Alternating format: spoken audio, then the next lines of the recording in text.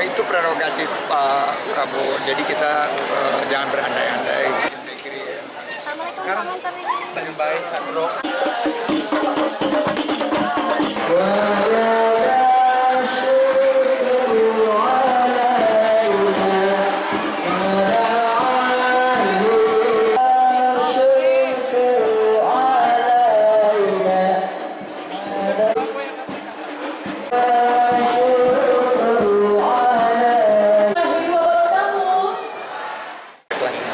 Pak yakin besok akan tetap jadi menteri di kepemimpinan Prabowo? Itu prerogatif Pak Prabowo, jadi kita jangan berandai-andai. Pemerintah yang terpilih nanti akan menyusun kabinetnya, dan saya yakin insya Allah hubungan dengan Pondok Pesantren Nurul Haramain ini akan terus berkesinambungan. Karena P3 juga sudah menjalin komunikasi.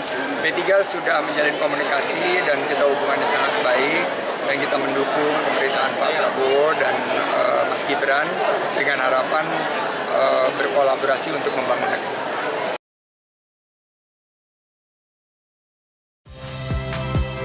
Saya Nitya Anissa, saksikan program-program Kompas TV melalui siaran digital, pay TV, dan media streaming lainnya. Kompas TV, independen, terpercaya.